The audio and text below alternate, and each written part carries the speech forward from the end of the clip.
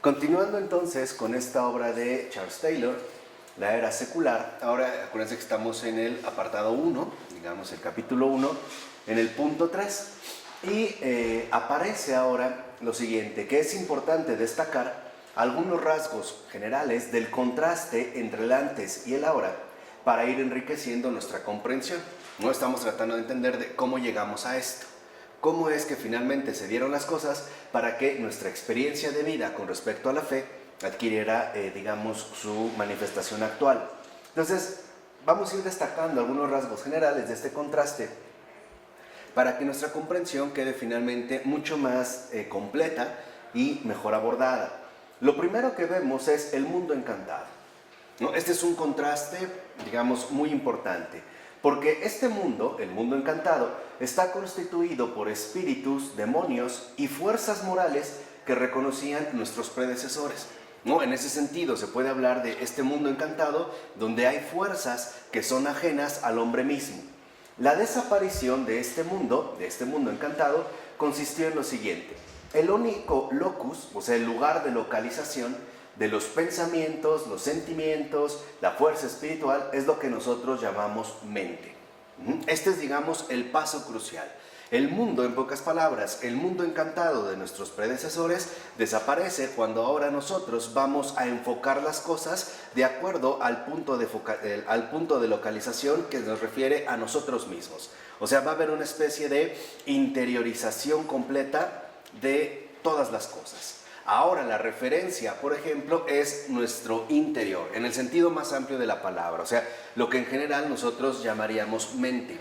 Dicho de otra manera, mientras antiguamente se consideraba que los espíritus, los demonios, las fuerzas morales en general, son algo exterior al hombre y por lo tanto son algo externo al hombre mismo, con la desaparición de este mundo ahora lo hemos interiorizado.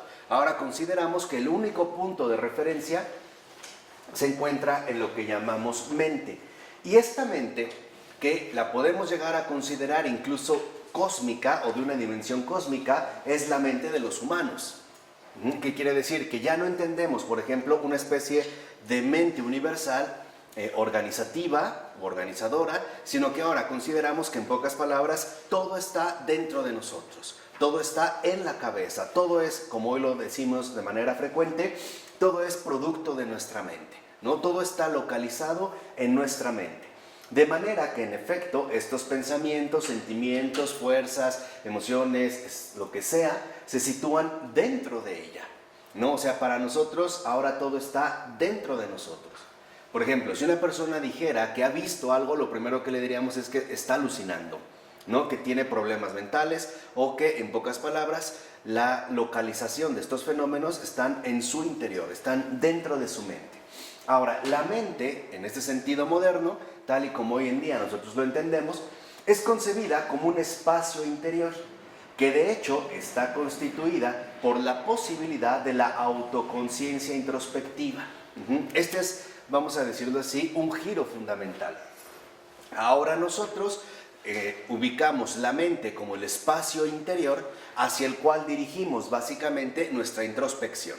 O sea, siempre estamos, digamos, como referidos hacia nuestro propio espacio interior, o sea, a lo que va ocurriendo justamente dentro de nosotros, en particular dentro de nuestra propia mente, ¿no? Hay gente que dice, ¿no será esto producto de mi mente o tendré problemas? Entonces, ahora digamos que somos autorreferenciales, ¿no? La referencia ya no es hacia el exterior, sino que ahora todas las referencias parecen dirigirse hacia nosotros mismos. Ahora, esto no quiere decir que todo lo interior pueda ser llevado a la conciencia. Y esto hay que tenerlo claro, ya que es posible que algunas cosas reprimidas sean tan profundas y quizá estén tan ocultas que nunca podamos traerlas a la conciencia. Este es el rasgo que, por ejemplo, permitió el enorme éxito del inconsciente. El considerar que a pesar de que todo está en la mente o todo es producto de nuestra mente, habría zonas que definitivamente no nos son accesibles. No habría, digamos, una zona que estaría más allá de nuestra propia autoconciencia introspectiva. Y entonces estas zonas profundas, ocultas, que quizá nunca podemos hacerlas plenamente conscientes, se suelen, digamos, remitir al orden del inconsciente. Entonces, en este caso, y esto es lo fundamental, lo interior está constituido por la reflexividad radical. La propia palabra reflexión involucra un volverse a introducir en sí mismo, en uno mismo. Este es, digamos, el significado literal de reflexión.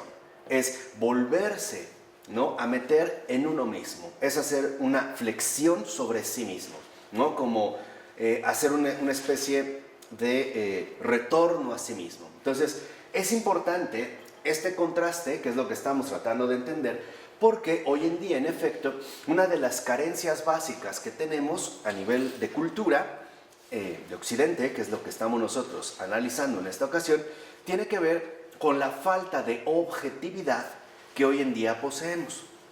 Somos muy poco objetivos y somos excesivamente subjetivos, al grado de que, por ejemplo, precisamente la reflexividad radical está ya generando trastornos severos en muchas personas. ¿Por qué? Porque la introspección, digamos, que se realiza de manera constante, en último término va a trastornar el comportamiento ordinario de un ser humano. Dicho de otra manera, hoy nosotros estamos como muy al pendiente de nosotros mismos, sin que por ello nos importe necesariamente lo que ocurre fuera de nosotros. Hoy para nosotros todo está en la mente, todo es producto de nuestra mente. De tal forma que si, por ejemplo, hoy llegamos a pensar que si queremos cambiar el mundo, tenemos que cambiar o cambiar nuestra propia programación mental, ¿no? Tenemos nuevamente que volver a la reflexividad radical para hacer, digamos, ahí un cambio profundo. Ahora, esta reflexividad radical, y es muy importante, no es una teoría. No crean que se vive nada más como una opción teórica, sino que es más bien nuestra concepción vivida contemporánea. Y esto es lo más delicado del asunto. ¿Qué quiere decir? Que nuestra experiencia contemporánea, por ejemplo, que es hacia lo que estamos dirigiendo la atención de fe, no se refiere únicamente a una propuesta teórica. Como antes podía surgir una teoría y nosotros podíamos ciertamente adherirnos o no a esta propuesta. Hoy el punto central está en que ya vivimos de esta manera. ¿De acuerdo? O sea, ya no se trata de que solamente estamos como ante una opción teórica que nosotros podríamos, vuelvo a repetir, asumir o no. Simplemente se ha vuelto una práctica de vida. Nosotros ciertamente ya vivimos de esta manera, o sea, convencidos de que el núcleo central de toda la realidad está dentro de nosotros. ¿Dónde? En la mente.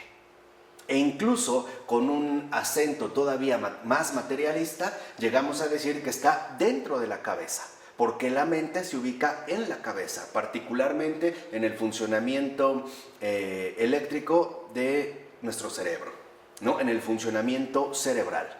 De tal manera que si quisiéramos conocer el mundo, tendríamos que meternos al interior de la mente, tal y como hoy, por ejemplo, nosotros lo solemos vivir. O sea, es la forma en que ingenuamente concebimos las cosas. ¿Por qué ingenuamente? Porque damos por hecho que es así, que es lo que dijimos, que es una de las graves debilidades de la modernidad.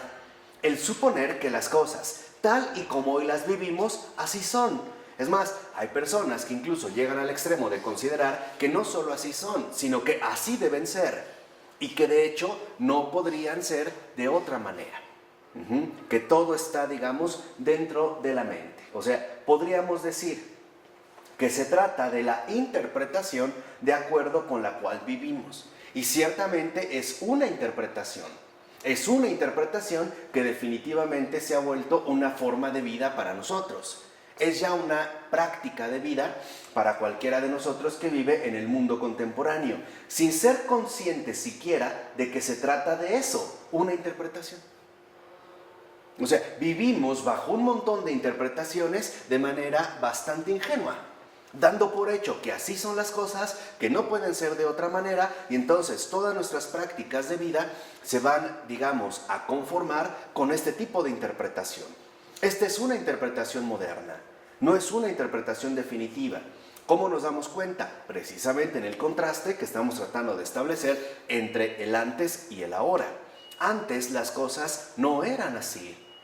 No había, por ejemplo, una reflexividad radical. O sea, la reflexividad no era sobre uno mismo, era sobre aquello que no soy yo, por decirlo de esta manera. De tal forma que entonces la atención se dirigía ante todo a una cuestión enteramente objetiva. Ahora, esto pretende captar el nivel de comprensión previo al desconcierto filosófico, en el cual se ve afectado nuestro cuadro del mundo a través de una compleja actividad teórica. O sea, esto nos dirige la atención hacia un nivel de comprensión básico, o sea, el nivel de comprensión ingenuo. ¿En qué sentido ingenuo? En el hecho de que ni siquiera cuestionamos si las cosas verdaderamente son así o no.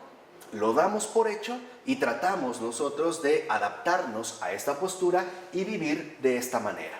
Pero cuando aparece el desconcierto filosófico, o sea, cuando vienen, digamos, ¿no?, la aparición de la postura filosófica, entonces pareciera que esta ingenuidad de cierta manera se va a ir poniendo en tela de juicio, ¿no? O sea, no estamos hablando pues del nivel del desconcierto filosófico que llevaría a una especie de formulación o reformulación de la manera en la cual vivimos, sino el nivel previo, básico, en el cual de hecho ya estamos insertos. Ahora, este cambio en la concepción ingenua es muy importante, pues nos permite tener una visión más clara del cambio que se ha producido con respecto a las condiciones de la fe. Este cambio, esta desaparición, que es con lo que iniciamos esta ocasión, esta desaparición del mundo encantado, supuso también para las condiciones de la fe, que ahora para nosotros, en pocas palabras, la fe también es de índole subjetiva. Dicho de otra manera, hoy en día, por esta, asimilación ingenua de una interpretación, llegamos a suponer que en pocas palabras la fe la vamos a diseñar cada uno de nosotros. Dicho de otra manera, cada quien va a decidir qué entiende por fe, cómo va a vivir su fe y qué implicaciones debe o no tener para su propia vida. Esta es la base de fondo, esta ingenuidad, la que ha permitido que mucha gente diga, por ejemplo, que cree en Dios, pero a su manera. No, yo creo en Dios a mi manera. No es la de ninguna religión, no es el Dios de la cruz, no es no sé qué, no es Alá, no, es el Dios a mi manera. Bueno, esta es, digamos, la actitud que hoy se ha asumido precisamente porque nos hemos vuelto extremadamente subjetivos, ¿no? Hoy para nosotros la subjetividad se ha convertido en una reflexividad radical y esto ha perjudicado ciertamente las condiciones de la fe. Por eso vemos que para nosotros es justo el espacio interior el que determina y da significación a las creencias a las cuales nos adherimos acerca del mundo y de nosotros mismos. Aquí estaría, digamos, el punto central que ahorita estamos destacando con respecto a las condiciones de la fe. Dicho de otra manera, hoy mucha gente está en busca de cualquier opción religiosa teniendo como único criterio de validez su propio espacio interior. Por ejemplo, si es en esa opción religiosa donde él se siente más a gusto, o más cerca de Dios, o más purificado, o donde siente, digamos, que sus concepciones intelectuales son más, aceptables. En pocas palabras, donde su subjetividad, su propia subjetividad, su espacio interior, su mente, en este sentido amplio, se encuentra a sus anchas, ¿no? Se encuentra plenamente cómoda. Este es, digamos, entonces de raíz el factor fundamental que ha repercutido de manera seria en nuestras condiciones de fe. ¿Por qué? Porque hoy nosotros definimos el espacio interior como el punto central para definir qué creemos y qué no creemos, tanto de los demás como de uno mismo. Es este énfasis radical en la reflexividad propia, en la autoconciencia, lo que ha también, repercutido en las condiciones de la fe. En este caso, entonces, la mente, en tanto espacio interior, es la fuente central de todas y cada una de nuestras significaciones. O sea, aquello que otorga la significación principal para nosotros. Nosotros, entonces, hoy asumimos que si, por ejemplo, para nosotros las cosas son de esta manera, así serán. No pueden ser de ningún otro modo. Por eso, dicho sea de paso, hoy en día es tan difícil la auténtica discusión. Discutir no es pelear. Discutir es mostrar un horizonte amplio de controversia. Este es discutir, ¿no? Es mostrar un horizonte amplio de controversia, donde van a quedar claros no solo los acuerdos, sino también los desacuerdos. Pero para ello se requiere seriedad intelectual. Y la seriedad intelectual a su vez implica que somos capaces de salir de nosotros mismos. Romper, por así decirlo, con nuestros propios esquemas ya establecidos, ¿no? Este es en gran medida el aporte fundamental que trajo Edmund Husserl al mundo contemporáneo, ¿no? O sea, la fenomenología como actitud es lo que promueve. El romper con nuestra subjetividad ya instalada para poder avanzar en el conocimiento de la realidad y por ende de la verdad. No es casual que entonces muchos de los alumnos de Husserl, justamente siguiendo esta metodología, esta perspectiva, hayan alcanzado precisamente la fe, donde destaca de manera especial Edith Stein, después ya Santa Teresa Benedicta de la Cruz. Pero lo que vemos es esto, o sea, hoy estamos como fuertemente instalados ya en la subjetividad y entendemos por subjetividad nuestro propio espacio interior. Un ejemplo muy sencillo, hoy es muy común que si una persona se siente mal, considere que todo está mal. O al revés, si una persona se siente bien, entonces considera que todo está bien. Esto es lo que ha generado, por ejemplo, estos trastornos que hoy en día ya vemos como la llamada bipolaridad. La bipolaridad es el resultado de la exagerada subjetividad. Por ejemplo, me siento mal, entonces me voy en espacio interior, en la reflexividad radical, me siento peor y me tumbo. Y al revés, de repente la cosa se puso mejor, me siento bien, entonces me siento muy bien, alegre, y me voy al extremo. Es por ello. Es porque en este sentido nuestra única referencia es nuestro propio espacio interior, o sea, la mente. De tal manera que si, por ejemplo, para mí las cosas son valiosas, tienen valor. Pero si para mí las cosas no son valiosas, entonces se van al carajo. Así de sencillo. O sea, nosotros nos hemos asumido como la única medida que otorga valor o le quita valor a las cosas. O sea, nosotros somos entonces los que damos la significación. Ahora, a diferencia del mundo encantado, nuestras actuales significaciones están en la mente. En el sentido de que las cosas solo tienen significación por cuanto suscitan cierta respuesta en nosotros. Por ejemplo, me gusta o no me gusta, me agrada o no me agrada, me atrae o no me atrae. O si la entiendo. La entiendo o no la entiendo, ¿no? Lo cual significa que somos criaturas con sentimientos, con deseos, con aversiones, es decir, seres dotados de una mente en el sentido más amplio del término. Nosotros, hoy, en este sentido, en el sentido moderno, consideramos que en efecto algo es relevante si tiene mi aprobación, por decirlo brevemente. De tal manera que entonces, por ejemplo, para mucha gente, si las cosas no tienen su aprobación, si en su mente no son aceptables, entonces simple y sencillamente romperá por completo con esta realidad. Que es, digamos, otra de las consecuencias de este apego indiscriminado a la subjetividad. Entonces, explicamos las significaciones, o sea, aquello que realmente le daría como un significado profundo a las cosas a partir de nuestras propias respuestas. Si yo como un pastel y me gusta, entonces el pastel es bueno, aunque sea una basura.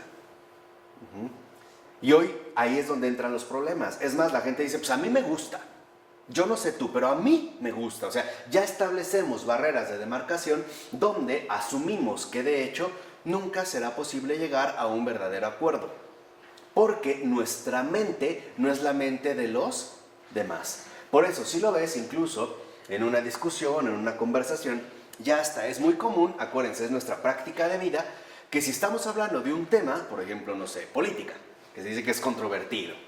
No, a mí me parece que es más bien aburrido, pero, ok, si estamos hablando de política, entonces hay gente que dice, bueno, en mi opinión, yo pienso, yo creo, no sé los demás, pero para mí, o sea, esa es la vivencia moderna, ¿no? Somos como munditos encapsulados que definen a partir de sí mismos lo que podría tener un cierto valor o no tenerlo.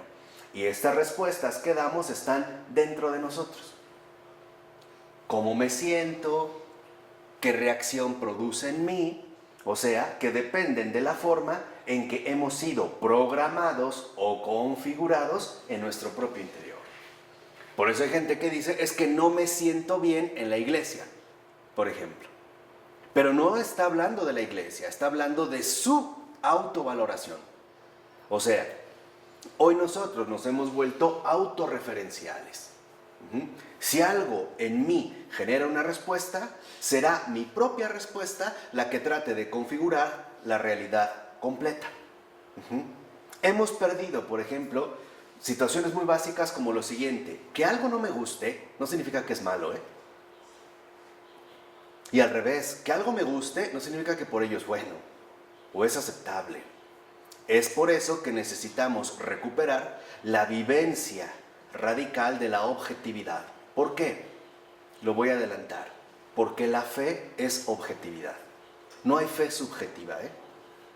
Dime. Porque tenemos que estar guiados por el Espíritu, no por nuestros sentimientos. Claro. Y es el peor enemigo de la fe cristiana. Claro. Por eso entendemos, para empezar, de base, que la fe, para empezar, es, digamos, la experiencia viva de la verdad. Y la verdad no la hemos creado nosotros. Ni la definimos nosotros, ni la establecemos nosotros, ni la agotamos nosotros. Nosotros no somos los portadores de la verdad. Somos simplemente los invitados hacia la verdad. O sea, nuestro papel es muy secundario, no es primario. Esta es la gran diferencia cuando nosotros vamos contemplando este contraste. Entonces el Espíritu, que no sabemos de dónde viene ni a dónde va. Claro. No sé a dónde voy. Claro. Ni sé cómo me empuja.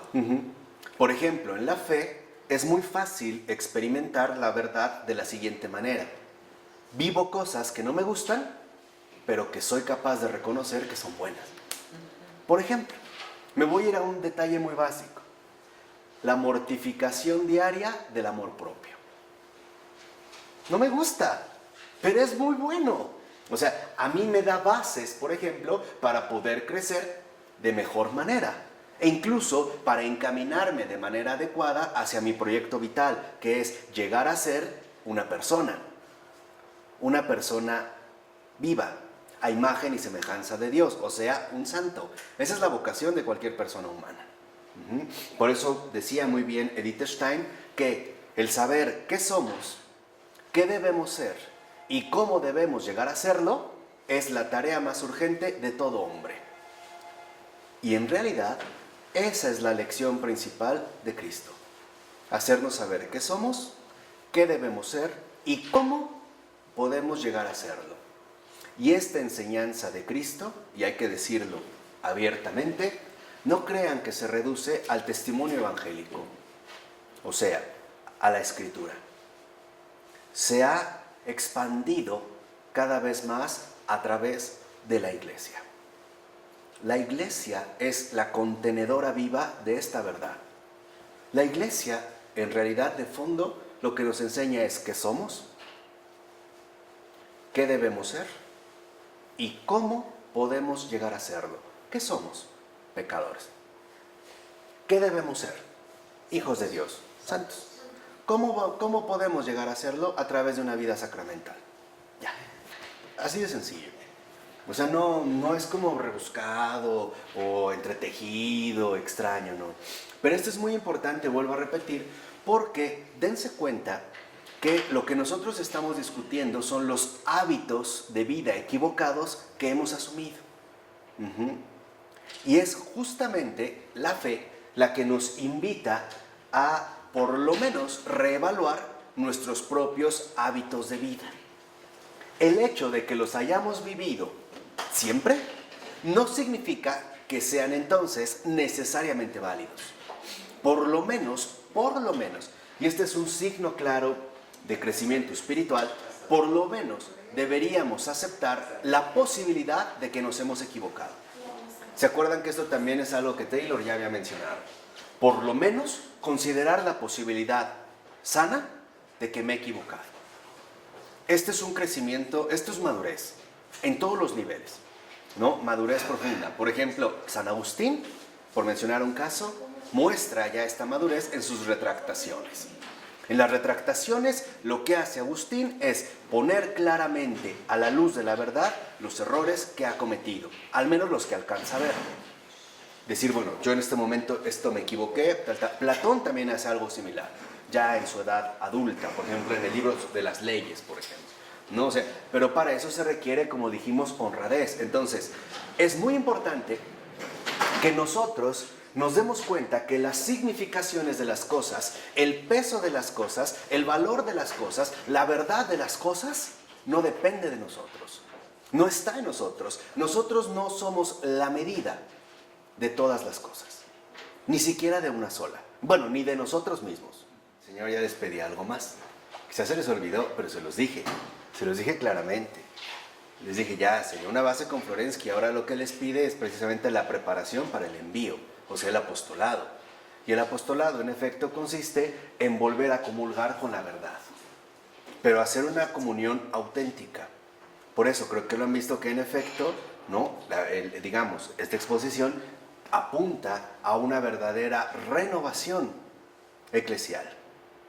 O sea, a recuperar de nuevo el Espíritu Santo, el Espíritu Divino, que no es otra cosa más que el amor profundo del Padre y, por lo tanto, la vida también plena del Hijo. O sea, tenemos que recuperar esto, pero para ello hay que quitar mucha basura. Es como si de repente nunca se limpiara una casa y han pasado años. Bueno, el trabajo que hay que hacer, o sea, la basura que dejamos acumular, en este caso los errores que se dejaron acumular son muchos. Entonces, la labor que hacemos ahorita es una labor de limpieza, ¿no? O como estos camiones que he visto en películas de televisión, que en países donde suele caer bastante nieve, o Estados Unidos, primero apartan la nieve para que después pasen los coches. Vamos a decir lo que es lo que estamos haciendo, ¿no? Tratar de quitar estos errores que se han acumulado. Por eso les dije también en su momento que la Iglesia Católica tenía una deuda, y es no haber atendido a tiempo la gestación de estas consecuencias. Por eso dije que estamos pagando una deuda. Aparte, digamos que es como otro aspecto a tomar en cuenta. Bueno, ahora también dentro de esta autorreferencia o reflexividad radical, vemos que incluso se ha adoptado una perspectiva materialista estricta al respecto. Por ejemplo, la fantasía materialista de que por todo lo que sabemos podríamos ser cerebros en cubetas y ser manipulados por un científico loco, provienen de esta concepción de que la condición material suficiente para los pensamientos de todo tipo se encuentra dentro del cráneo. O sea, ¿en dónde? En el cerebro. Todas estas, digamos, fantasías o disparates vienen de esta referencia o esta perspectiva incluso materialistamente radical. Les decía, como se habla de la mente, pero cuando nos preguntamos, bueno, ¿qué es la mente? Le tenemos que dar un fondo final, en último término, material, pues entonces, ¿a dónde la vamos a remitir? Pues al cerebro. Tan es así que hoy consideramos que, en efecto, el cerebro es como el punto central de un ser humano. Y dicho de otra manera, ese es un desvío grave. El cerebro no es el centro vital de una persona, es el corazón, no el cerebro. Y esto lo podemos ver de muchas formas. Por ejemplo, si una persona tiene un derrame cerebral o muerte cerebral, no estaríamos todos de acuerdo en que murió. Algunos dirían que sí, algunos diríamos que no. Pero si a una persona se le detiene el corazón de manera fulminante, no hay duda, ahí murió. Ahí nadie diría, no, sigue vivo con él. No, ahí no hay opción. Es el cerebro, entonces el centro vivo de la persona es el corazón, no el cerebro. Pero como nosotros seguimos esta referencia moderna de la mente y aparte con esta pátina materialista, pues entonces ahora todo lo vamos a referir al cerebro. Por eso vemos que en efecto, tal parece que las investigaciones científicas contemporáneas tienen especialmente su foco de atención en el cerebro y el funcionamiento del cerebro, como si fuera, digamos, la única parte sobresaliente del ser humano. Algo así como si pudiéramos mantener un cerebro en una cubeta por medio de agua y situaciones eléctricas y qué sé yo, y aplicando tecnología de vanguardia, entonces conservaríamos la mente de esta persona, como ha ocurrido, por ejemplo, en las películas de ciencia ficción más recientes, ¿no? Lo que vemos es, en efecto, lo que predomina es justamente el cerebro. Bueno, pensamientos sobre un mundo inexistente son posibles por los estados cerebrales, programaciones que están dentro de nosotros. Ejemplo, si nosotros pensáramos que hay un mundo alterno de ángeles, por mencionar un caso, tenderíamos a pensar que esto más bien es una programación cerebral que nosotros mismos hemos inventado. Por eso les decía que si una persona nos dijera que vio a un ángel, lo primero que diríamos es que estaba alucinando. E incluso lo primero que pondríamos en tela de juicio es su lucidez, o sea, su estado mental. De hecho, consideraríamos que son unos locos mentales o que tienen trastornos mentales, o sea que lo que está dentro de ellos no está funcionando adecuadamente.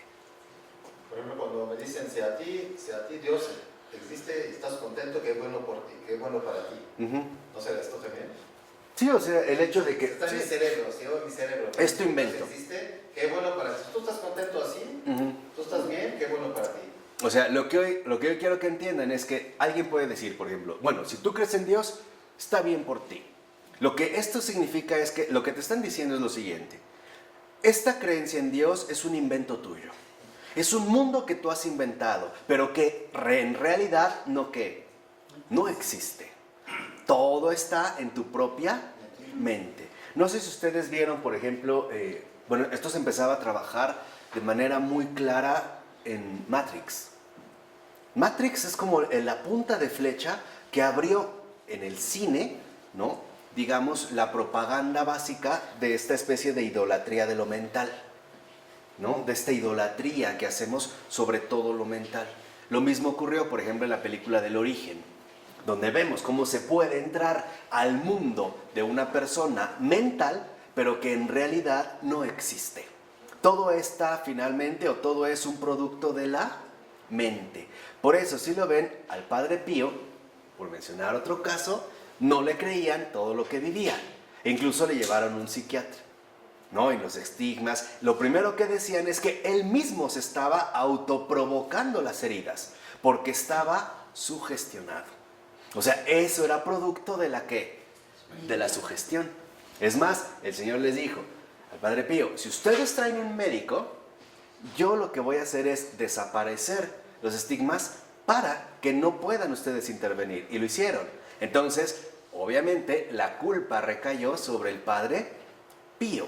Y decir que no, que en realidad, en pocas palabras, estaba loco. O sea, que era un enfermo mental, que él mismo se ha inventado su mundo, un mundo que está dentro de él, pero que en realidad es algo inexistente. ¿Vamos? ¿Por qué habla de la fantasía materialista? ¿Qué es la fantasía materialista con el cerebro? ¿Qué tiene que ver? Sí, o sea, esta fantasía materialista de que podemos conservar el cerebro de una persona y ahí conservaríamos todo su mundo, que salió sobre todo en la literatura de ciencia ficción desde el siglo XIX, el último tercio del siglo XIX y la primera mitad del siglo XX. ¿Como algo material? Claro. Como cualquier cosa que conservamos. Pero materialmente, o sea, el cerebro. Como si mente y cerebro fueran lo mismo y que al mismo tiempo eso es lo que implica ser persona. Exactamente. Si conservas el cerebro, esa es la persona. Si lo pones a otro cráneo y es otro cuerpo, pero la misma persona. Claro. Por ejemplo, hay una sátira muy buena que yo les recomiendo que lean de Mikhail Bulgakov y es, aquí lo cambio y es Corazón de Perro. Y que viene precisamente de unos experimentos que se estaban haciendo en Rusia donde decapitaban a un perro y querían conservarlo lúcidamente, o sea que conservara su estado mental solo con la cabeza. Y el cuerpo no, porque consideraban que en efecto todo está en la mente. Pero como no podemos hablar de cosas no materiales, entonces la mente va a ser asimilada en términos materialistas con el cerebro. Y hasta hay fotos, ¿eh? Los tenían con cables, ahí según medio pestañeaba y sacaba la lengua. Entonces, Mikhail Bulgakov pone precisamente en entredicho esta postura a través de estas sátiras extraordinarias que escribe. También tiene otro que se llama Los huevos fatales.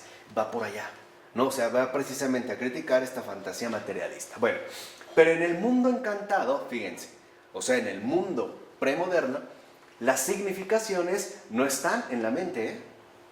Al menos no en la mente humana. Si lo ven, esta es la gran diferencia, digamos, en términos muy generales, entre el antes y el ahora. Antes lo que prevalece es la objetividad. Hoy en día lo que prevalece es la subjetividad. Vean, las personas comunes como nosotros, vivían en un mundo de espíritus, tanto benignos como malignos. Los malignos incluyen, por supuesto, a Satanás, pero junto a él había una infinidad de demonios que amenazaban desde todas partes.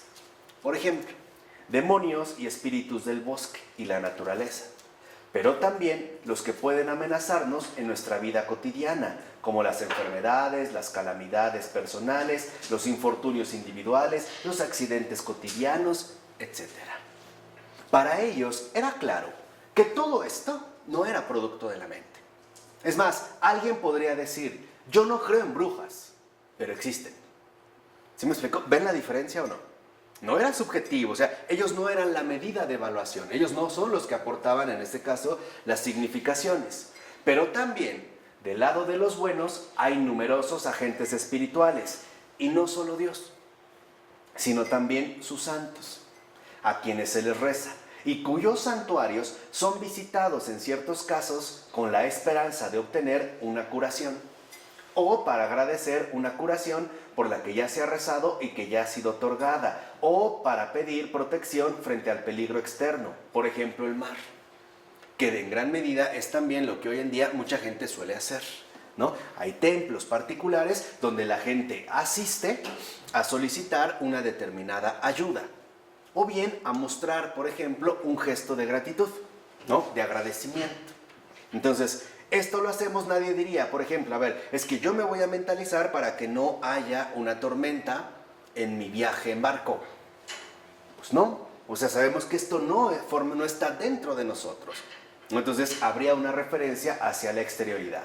Y precisamente en este culto de los santos podemos apreciar cómo no todas las fuerzas eran agentes, o sea, subjetividades que podían decidir la concesión de un favor, sino que también este poder protector residía en las cosas, como ocurre en el caso de las reliquias. Esto es muy importante. O sea, en el mundo premoderno, en el mundo de nuestros ancestros, no todo está en la mente. Más bien, todo está fuera de la mente. Y es un mundo al que uno se expone con fuerzas tanto benignas como malignas. Y los agentes, o sea, los que nos pueden ayudar, estas fuerzas externas que nos ayudan, no necesariamente tienen que ser humanas, o por lo menos personificadas, sino que también pueden residir claramente en las cosas mismas. Dicho de otra manera, el efecto protector de una reliquia no viene de que tú creas que te va a proteger. No, viene de que la reliquia, independientemente de que tú creas o no, está cargada de significación. No sé si queda muy claro. No depende de tu autosugestión, como hoy en día la gente piensa. De hecho, esto es lo que ha permitido, y el doctor nos lo puede confirmar, supongo yo, esto es lo que ha permitido el uso de placebos en los tratamientos médicos, ¿no? Que es una opción para buscar un estado mental adecuado. El hecho de suponer que si tú tomas una medicina, aunque no sea absolutamente nada o pura azúcar, es esto lo que finalmente te va a aliviar. Y esto también es un grave problema en nuestra fe contemporánea, porque hoy la gente te dice, es que si tienes fe, te curas, pero si no tienes fe, no te curas. O sea que en último término, todo depende de ¿quién? De ti. Y eso es un error. Una reliquia no dependía de la fe de la persona. La reliquia está cargada. Es significativa por sí misma. ¿Sí me explicó? No eres tú el que va a dar, digamos, pie a la significación. Las cosas están, como dice Taylor, cargadas. Vemos que en efecto había objetos dotados de poder sacramental, como la hostia, las velas bendecidas, las reliquias de santos, etc. De hecho, en el mundo encantado, la frontera que separa a los agentes personales, o sea, como personas, de las fuerzas impersonales, no estaba claramente trazada. Como hoy en día, para nosotros, parece estarlo. Incluso podemos decir que en este mundo existe toda una gama de fuerzas que van, por tomar la dimensión malévola, desde superagentes como el propio Satanás, siempre tramando algo para dañarnos, hasta demonios menores como los espíritus del bosque, que casi son indistinguibles del Lochi que ocupan, pasando por las pociones mágicas que nos conducen a la enfermedad o a la muerte. O sea, estas fuerzas no necesariamente tienen que ser personas. Son fuerzas externas que pueden, digamos, asumir diversas formas, pero que en efecto existen. Y que no es producto de la sugestión, que tampoco es producto de la mente humana. O sea, en último término, no están dentro, están fuera. Pero ¿cómo le vas a comprobar a un ateo esto? De que hay fuerzas mal y fuerzas del bien. ¿Cómo solo compruebas a un ateo? Claro. En nuestro mundo moderno pareciera que esta comprobación no está dada, por las bases que estamos mencionando.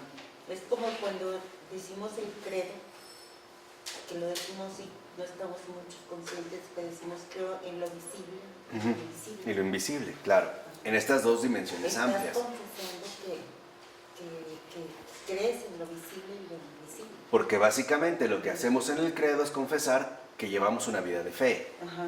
Y que se supone que sabemos lo que la fe implica. Una cosa fundamental que implica es que en efecto nosotros no consideramos para nada que todo está en la mente. Dicho de otra manera, que todo es producto, en este caso, de la mente. Este poder, independiente de nosotros, actúa, vamos a decirlo así, por sus propios medios. Por eso en el mundo encantado lo que vemos que en efecto ocurre es que el mundo está, por así decirlo, plagados de fuerzas. Fuerzas que no son inventos humanos, que no están en la mente y que por lo tanto son realidades existentes. Así, desde, como dice, superagentes como Satanás o bien espíritus del bosque que no necesariamente tendrían una forma humana. Por eso, por ejemplo, nosotros podemos ver que en mucha literatura, cuando se hablaba del bosque y aparecía el espíritu del bosque, no aparece precisamente con forma humana.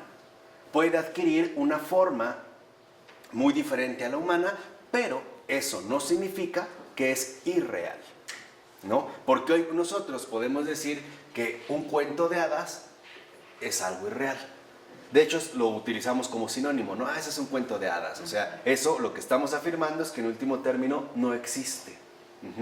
La diferencia está en que el mundo encantado, a diferencia de nuestro universo de yoes y mentes impermeabilizados, ahorita les digo qué es esto, presenta una ausencia desconcertante de ciertos límites que a nosotros nos parecen esenciales. Por ejemplo, en el mundo premoderno, las significaciones no solo están en la mente, sino que pueden residir en las cosas o en diversos tipos de sujetos extrahumanos, pero intracósmicos.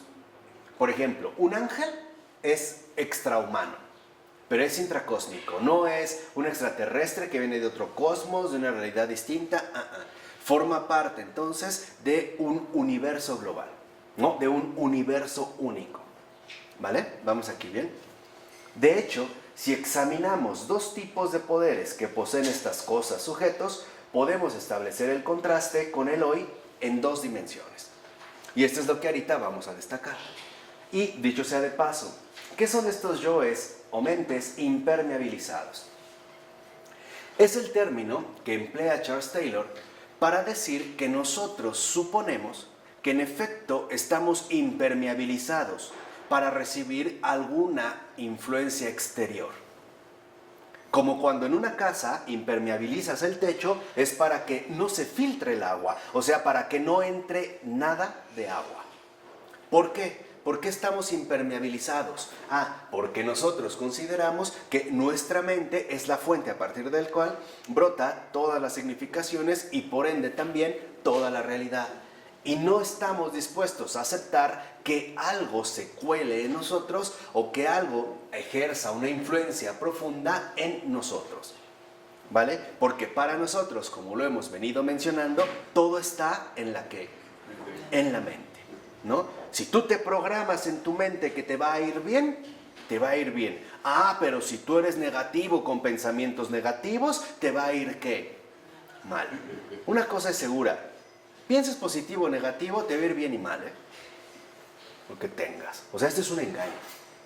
Pero es un engaño de una práctica que hemos asumido sobre todo en el mundo moderno. Entonces, vean el primero. El primero es el poder de imponernos cierta significación. Hoy acontece algo así todo el tiempo, en el sentido de que lo que sucede en nuestro mundo dispara involuntariamente determinadas respuestas en nosotros, ¿no? O sea, digamos, ante los acontecimientos que ocurren en nuestro mundo, se disparan reacciones en nosotros. Por ejemplo, nos ocurren desgracias y estamos tristes.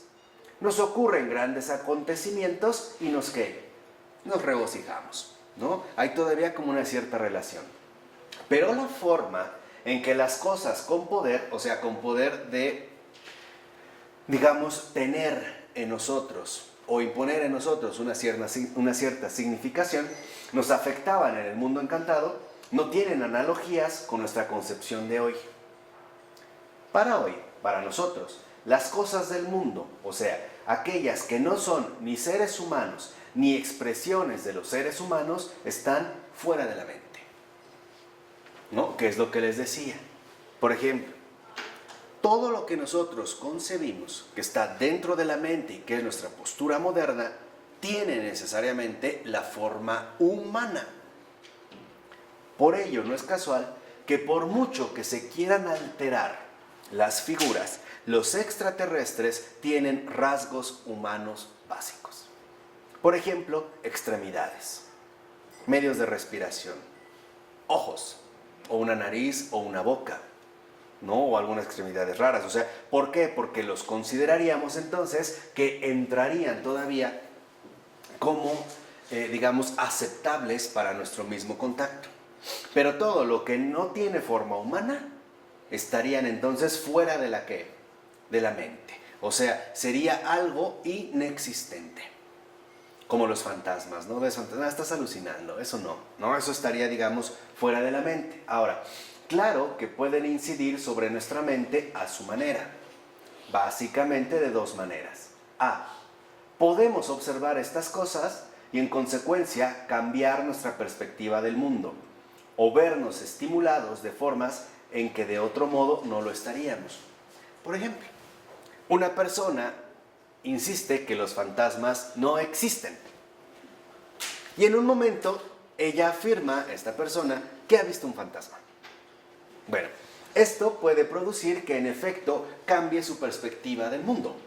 Y que diga, no, es que sí, los fantasmas, yo lo vi, o los ovnis. Como mucha gente nos dice, es que yo la verdad no creo, pero sí vi uno. Entonces esto me mueve el tapete, ¿no? Como que me va cambiando mi perspectiva del mundo, o bien me veo estimulado a asumir posturas distintas que antes no concebía. O B, puesto que nosotros mismos como cuerpos estamos en continuidad con estas cosas externas y mantenemos un intercambio constante con ellas, y puesto que nuestro estado mental responde causalmente a nuestro estado corporal de muchas formas, nuestra fuerza, nuestros estados de ánimo, nuestras motivaciones, etc., pueden verse afectados y continuamente lo están por lo que ocurre fuera. Este es, digamos, como nuestro parámetro de evaluación. Yo tengo una cierta reacción por lo que está fuera. Pero en último término, lo que realmente importa es lo que está dentro, lo que está dentro de mí.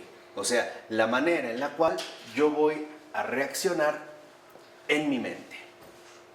Por eso hay gente que te decía, ¿no? Tú ve lo positivo. Aunque el panorama es espantoso, tú ten una mente que positiva. Por eso, o sea, mente positiva, mente positiva. Están descuartizando a tu mamá, mente positiva. Tú sé positivo. Mente, o sea, aunque esto te perjudique, tú vas a programarte para mantener una, digamos, una cierta postura, que es lo moderno. En cambio, en el mundo encantado, la significación ya está allí, en el objeto agente, independientemente de nosotros. Es lo que les decía, una reliquia es eficaz no por mi fe, es eficaz por ella misma. ¿Me explico? Crea o no crea. Tenga fe o no tenga fe. Incluso estaría allí dicha significación aun si nosotros no existiéramos. O sea, en el mundo premoderno, en el mundo encantado, las cosas son significativas por sí mismas, no por nosotros. Esto empieza, por ejemplo, con los desvaríos del idealismo, que básicamente van a empezar a sostener lo siguiente: el mundo es mundo para un sujeto. Sin sujeto no hay qué, mundo. No, aquí es otra cosa. Aunque nosotros no existiéramos, las cosas seguirían ahí y además seguirían con su significación. O sea, en pocas palabras, para el mundo premoderno, las cosas son significativas, son relevantes, son importantes, independientemente de la valoración que nosotros les demos. Nosotros no somos los que medimos las cosas. Las cosas ya están allí, independientemente de que nosotros estuviéramos o no. Esto quiere decir que el objeto agente operativo puede comunicarnos esta significación, incluso imponérnosla de una tercera manera, llevándonos hacia su campo de fuerzas, por así decir. O sea, ahora este objeto en particular, objeto agente, nos atrae hacia su fuerza. Como una persona que de repente viera una reliquia particular y se sintiera como atraído y cayera de rodillas, por ejemplo. Nadie diría si está en su mente o no. O sea, simplemente ahora la cosa nos atrae hacia sí con su fuerza. O sea, en otras palabras, el mundo no nos afecta simplemente al presentarnos cierto estado de cosas, al que reaccionamos abandonando nuestra propia naturaleza, o al producir algún estado químico orgánico que produciría dentro de nosotros euforia o depresión. O sea, el mundo no depende de nosotros. Y las reacciones que nosotros realizamos ante ello no nos remiten a nosotros. Es lo objetivo aquello que atrae. Por ejemplo, en la cuestión del arte. Hoy para nosotros el arte se reduce en general a una cuestión de gusto. Alguien puede decir me gusta o no me gusta, o le entiendo o no le entiendo. Me gusta. La referencia vuelve a ser a nosotros. Antiguamente no se pronunciaba si me gusta, se consideraba si era bello o no. Y la medida, entonces, el criterio de evaluación no es subjetivo, es en este sentido algo objetivo. De tal forma que hoy decimos que si tú caes en depresión es porque tu estado interior se vio, digamos, en este sentido, inclinado o dirigido hacia este punto. Pero tú puedes salir de esta depresión si haces las programaciones mentalmente adecuadas. Por ello, hoy no es nada raro que una persona te diga, no, pues échale ganas, vete al cine, come lo que te gusta, distráete. O sea, en pocas palabras, como si la depresión, la causa de la depresión, en último término, estuviera en ti mismo. Cosa que antes no ocurría. No se daba esta relación directa. En el mundo encantado, fíjense, la significación existe ya fuera de nosotros, antes del contacto, antes del contacto. no depende de mí para que sea eficaz. La eficacia de las cosas ya está ahí antes de que nosotros entremos en contacto. Incluso puede apoderarse de nosotros. Podemos caer en su campo de fuerzas, pues nos llega desde fuera.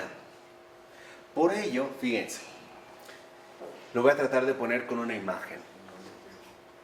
Si una persona en el mundo premoderno va en una caminata hacia un lugar y atraviesa un bosque y de repente considera que ha visto un espíritu maligno, lo primero que haría no es cierto, esto es invento tuyo, a ver, relájate, cuenta hasta 10, esto es fantasía, es una alucinación. No, Lo primero que haría es hacer la señal de la cruz. Porque es objetivo, o sea, él no se, no, esto no es cierto, estoy soñando, esto es invento mío, no pasa nada.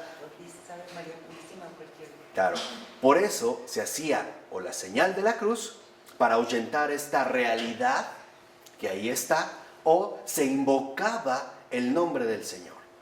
De ahí viene, por ejemplo, lo que todavía algunas personas conservan, que ante ciertas circunstancias dicen, por ejemplo, ¡ay Jesús! O hay quien dice, ¡ay Jesús, María y José! De ahí viene, porque no se consideraba que la realidad no es producto de mi mente. ¿Sí me explicó? Era una realidad dada. Y por lo tanto, entonces, lo que vemos es que la concepción premoderna permite que las significaciones se desplacen más allá del ámbito humano. Obviamente esto enriquece el mundo, llegando incluso a reconocer que los objetos cargados, significativos, benditos, por ejemplo, también pueden incidir sobre otras cosas del mundo. Por ejemplo, tales objetos pueden lograr curaciones, salvar barcos del naufragio, poner fin al granizo, los rayos, las tormentas, enfermedades, etc. ¿Por qué creen que era tan importante, por ejemplo, para Helena o Santa Helena, la madre del emperador Constantino, recuperar las santas reliquias? ¿Por qué?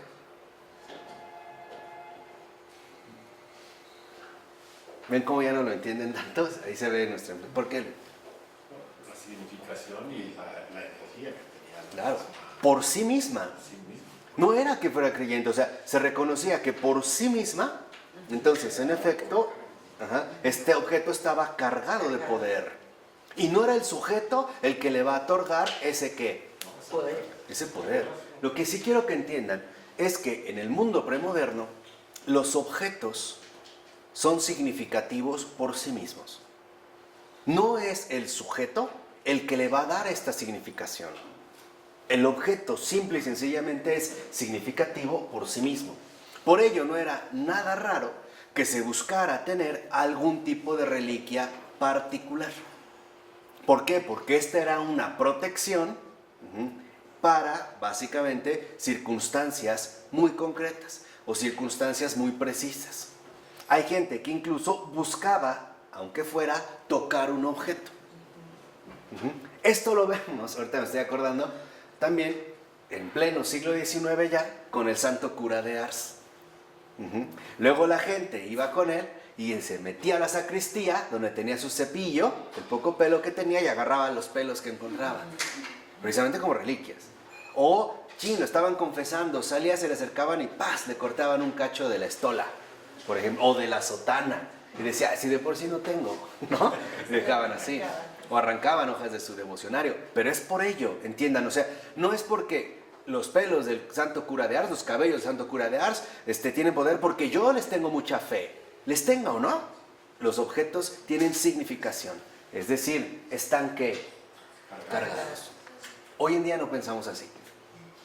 Hoy en día pensamos en pocas palabras que las cosas son neutras y que somos nosotros los que le daremos su significación.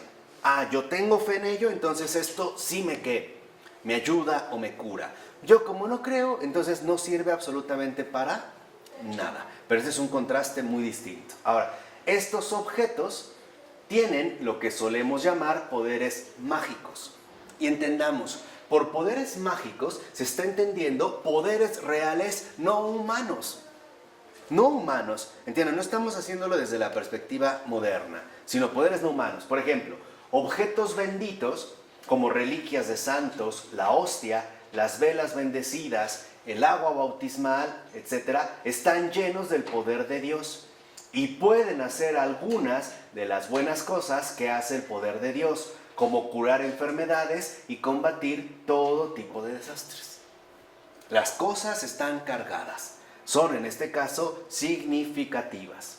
Por su parte, las fuentes del poder maligno tienen fines malévolos. Por ejemplo, nos traen enfermedades, debilitan nuestro ganado, destruyen nuestra cosecha y demás.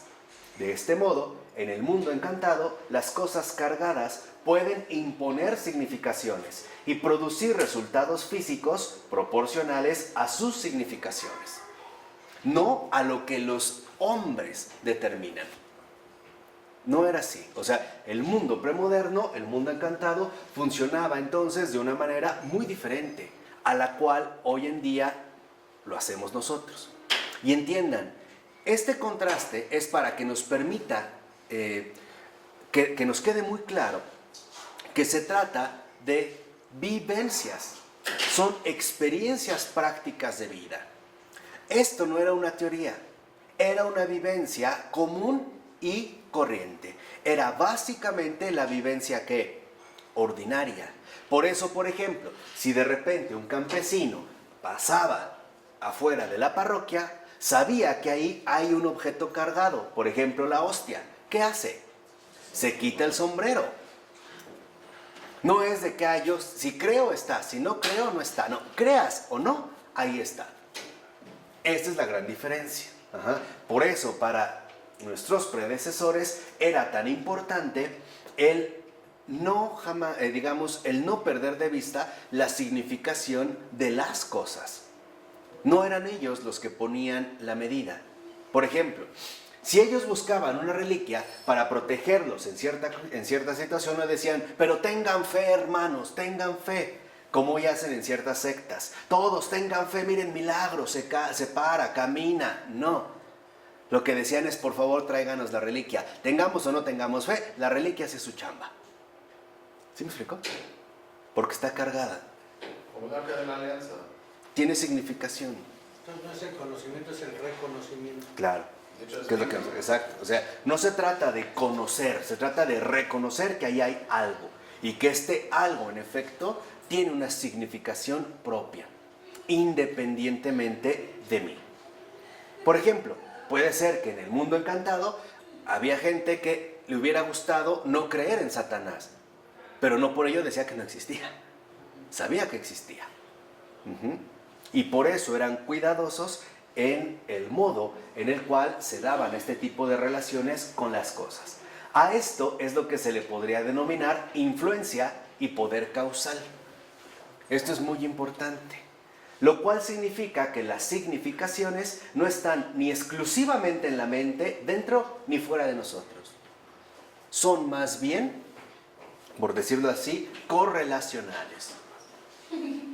Estamos en una suerte de espacio definido por esta influencia e interpenetración. El mundo encantado es un mundo abierto. Es un mundo, como lo va a decir adelante Taylor, poroso. ¿Qué pasa con una superficie porosa?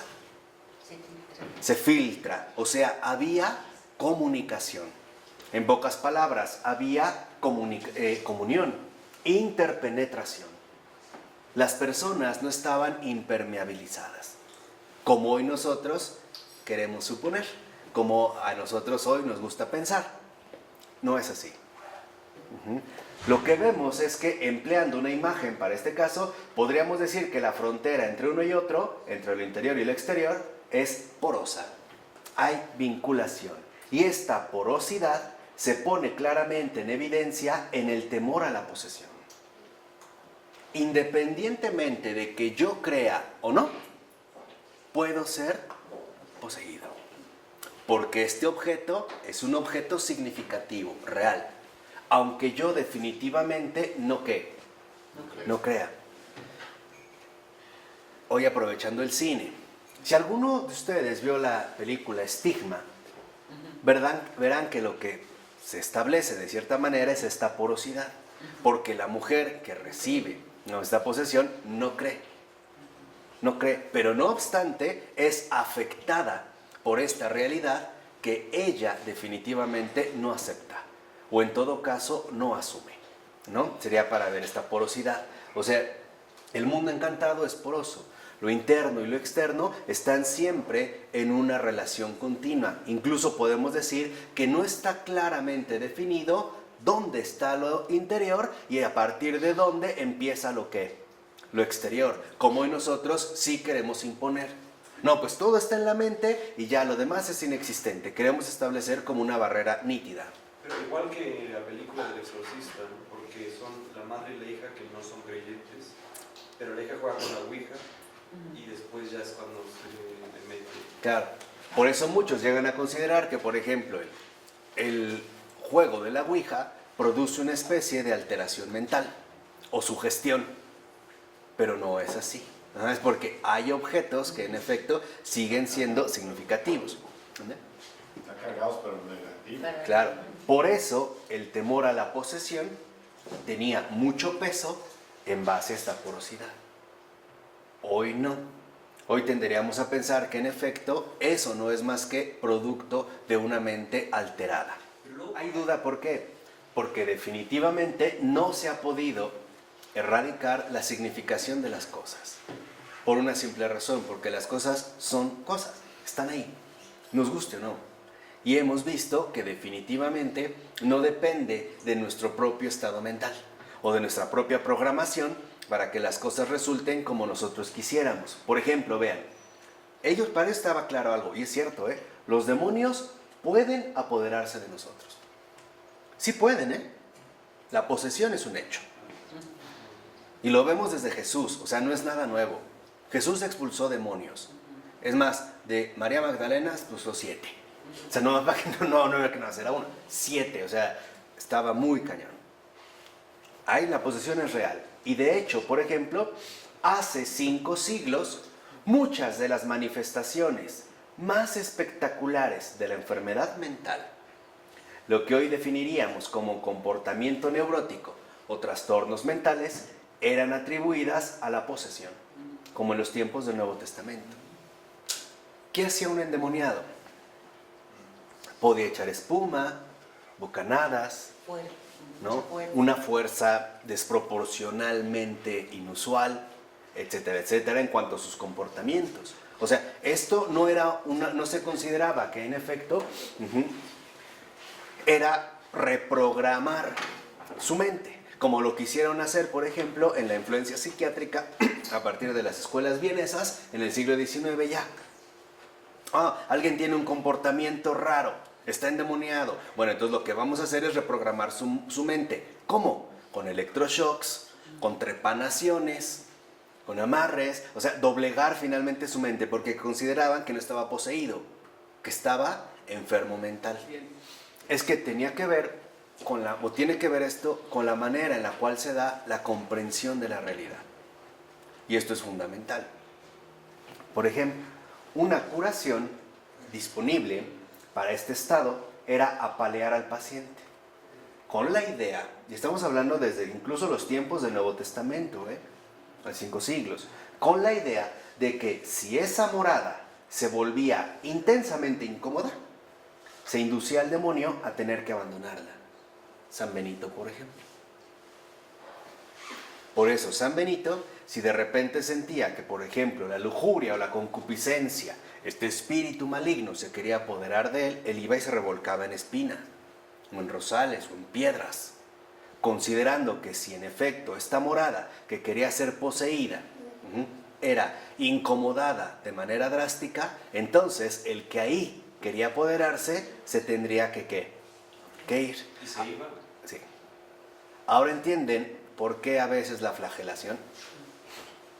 ¿Ven cómo las cosas cambian cuando realmente aprendemos a entender las cosas correctamente? No era como muchos han reclamado por un afán enfermo mental de estarse autolastimando intensamente, porque no era esto. Había una razón básica. Si alguien se ha metido en mi morada y mi morada es mi cuerpo, pues entonces lo único que me queda es incomodar mi Mi cuerpo. Por eso cuando se presentaban, por ejemplo, pecados plenamente definidos, vamos a suponer pecados de concupiscencia, entonces la manera era también dirigirnos directamente a la residencia de esta concupiscencia, que sobre todo se solía expresar en el cuerpo. Y entonces, ¿a qué se puede recurrir? Pues al cilicio, por ejemplo, al uso de cilicios, a la flagelación de ciertos miembros. Pero este era el motivo. No era de que, no, esto está en mi mente, entonces, a ver, voy a sacudirme la mente. No, es porque se vivía en una porosidad constante donde se reconocía la posibilidad de que estas cosas, al estar cargadas, generaban también o tenían influencia sobre ¿qué? Nosotros. Y no solo en el sentido negativo, también en el sentido positivo. Por ejemplo, el darle alguna unción con un aceite bendecido. Por ejemplo, el llevarle a un enfermo una reliquia. Incluso el mostrarle la hostia. Podemos decir que en este sentido, en el mundo encantado, las cosas hacen su trabajo. Independientemente de lo que los hombres piensen o no. Ahora vean, pero hay una gran variedad de casos. Las personas hablaban de posesión, y esto es a lo mejor a lo que también se refería Luis, o de donde han sacado esta intervención. Las personas hablaban de posesión cuando nuestras facultades y poderes superiores, por ejemplo, intelectuales, emocionales, parecían totalmente eclipsados. Por ejemplo, cuando las personas caían en el delirio. Si las personas de repente manifestaban un estado intelectualmente alterado, de tal manera que ya no manifestaba, digamos, una normalidad, se consideraba una, digamos, manera de ¿qué? Posesión. Como durante mucho tiempo se consideró que ocurría en el caso de la epilepsia. Por todo el trastorno que generaba. Solo en el caso de la buena influencia, cuando estamos plenos de gracia, nos hacemos uno con el agente fuerza de lo que es mejor y superior en nosotros. Fíjense, los demonios pueden poseernos, pero Dios o el Espíritu Santo ingresan en nosotros o nos avivan desde dentro. O sea, al mismo tiempo ellos reconocían que no estaban desprotegidos. Los demonios pueden poseernos, pero no necesariamente lo tienen que hacer. ¿De qué depende? De nuestro estado de gracia. Por eso para ellos era tan importante el vivir de manera adecuada una vida sacramental, como a través, por ejemplo, de la confesión, de la comunión y de todas las celebraciones litúrgicas que en este sentido se viven. O sea, lo que quiero que vean, y esto es algo que también nosotros debemos de recuperar para la experiencia contemporánea de la fe, es que la confesión no se reducía, como hoy tiende a hacerse cada vez más, a la exposición de mis pecados. Una persona se confiesa no solo por los pecados cometidos, sino por todos los peligros a los que se ve expuesto. ¿Sí me explico? La dimensión es muchísimo más amplia de lo que hoy podemos suponer. Por ejemplo, no solo es, estoy en pecado, o cometí un pecado y ofendí a una persona. Es, estoy en pecado y estoy en peligro de que estos demonios se apoderen de mí, que entre en posesión. Esta posesión no necesariamente tiene que ser hollywoodense como nos hemos acostumbrado. Las posesiones pueden darse, por ejemplo, a partir de una alteración profunda en nuestros propios criterios de vida. El tomar lo malo por bueno. ¿Y lo bueno por qué? Por malo. ¿O no es lo que nos explicó nuestro Santo Padre Pavel Florensky cuando hablaba de lo demoníaco? Nos dijo todas las múltiples facetas que puede asumir y que en efecto no tienen que reflejarse a través de un cambio de piel, de color, de alaridos, gritos, vómitos y todas esas asquerosidades que se presentan. No necesariamente tiene que ser así. La posesión puede venir a partir de que nosotros, en pocas palabras, renunciamos a la luz y a la verdad. Y preferimos las tinieblas y la mentira. Ahí hay una posesión. Y esta posesión es tan clara a través de los criterios de vida equivocados que vamos asumiendo. Ahí se ve. O sea, no tenemos por qué llegar a que nos amarren y esto para decir que una persona tiene esta influencia. No es así. Ahí hay algo, digamos, de por medio. O sea, ya sea para bien o para el mal, la influencia suprime las fronteras definidas. No somos inmunes. No estamos inmunizados ni impermeabilizados contra todo este tipo de influencias, ya sea para bien o para mal. Así pues, la tajante diferencia que hoy vivimos entre lo interno y lo externo no está claramente definida. De hecho, lo interior ya no es solo interior, también es exterior, pues las profundidades de la vida humana existen en un espacio que de hecho nos transporta más allá de nosotros mismos, espacio permeable a un poder externo. Por ejemplo, el hecho de que mis miedos pudieran ser, digamos, aprovechados en perjuicio propio. No todo está resguardado. Estamos, digamos, en esta influencia recíproca, ¿no? Y lo mismo sucede en el caso opuesto. Los poderes externos son ciertamente invasivos, pues pueden penetrar o influir en nosotros, así que no podemos restringir su poder al ámbito externo. ¿Qué es lo que hoy, por ejemplo, mucha gente no entiende al meterse a situaciones que también corren este riesgo? Una persona puede decir, por ejemplo, ¿no? Es que mira, yo no creo, yo estuve ahí, yo no creo, a mí no me pasa nada. No, el hecho de que tú no creas o tú no, digamos, dentro de esta aprobación, no significa que no por eso tiene una influencia en ti. O sea, aquí lo que nosotros sí podemos observar es que en efecto esto constituye una modalidad de experiencia. Se reconocía en pocas palabras que lo interno y lo externo están interrelacionados de múltiples maneras y que no somos inmunes a la influencia de estas cuestiones. Vamos a poner un ejemplo. Volvamos al caso, por ejemplo, de estas cuestiones donde se utilizan juegos raros. La Ouija, que quizás es el más común. El hecho de que tú estés ahí y no creas, no significa que eres inmune a esa influencia. Aunque tú definitivamente no creas. Y hay personas que se ponen mal y dicen, pero es que yo ni jugué. Pero estabas ahí. Y es con eso es que suficiente. Por ponerlo en otra imagen. El hecho de que tú no creas en el fuego no significa que si acercas la mano a una fogata no te va a quemar. De cualquier manera te va a quemar. O que no porque tú creas que en efecto los rayos solares no te van a hacer daño en una playa, no por ello te va a causar problemas en la piel. Y esto lo vemos de manera muy obvia.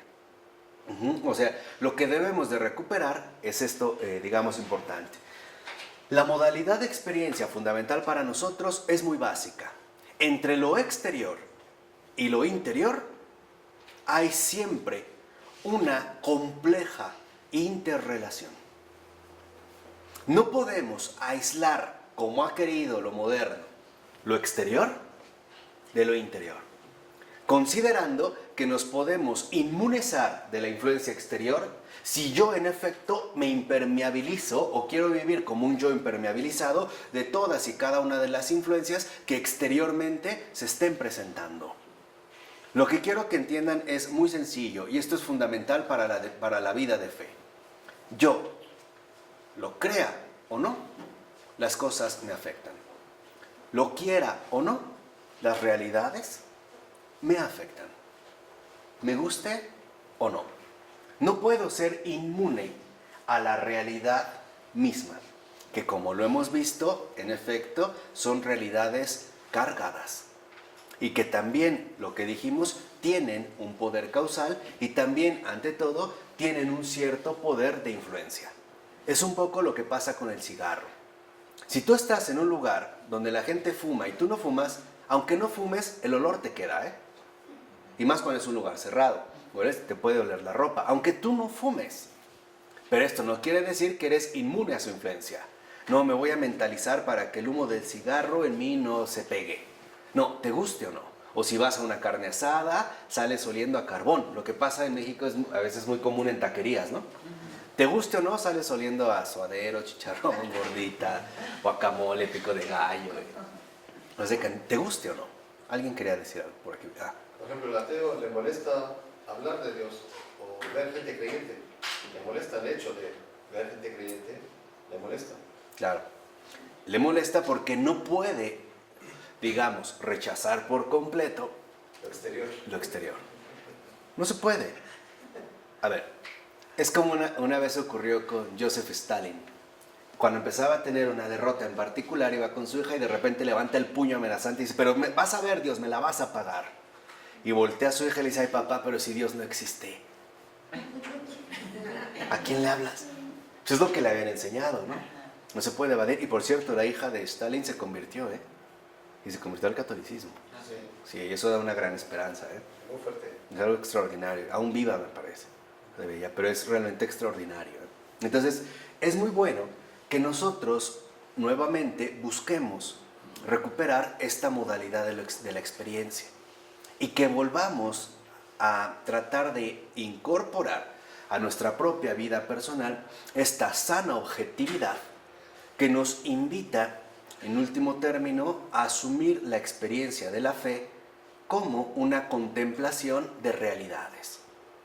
¿Y qué es la contemplación de realidades? Es el captar de manera adecuada la complejidad de lo real que siempre nos supera y que siempre nos invita a una mayor comprensión, a un mayor compromiso, y que estemos dispuestos a comulgar con la verdad, cueste lo que cueste.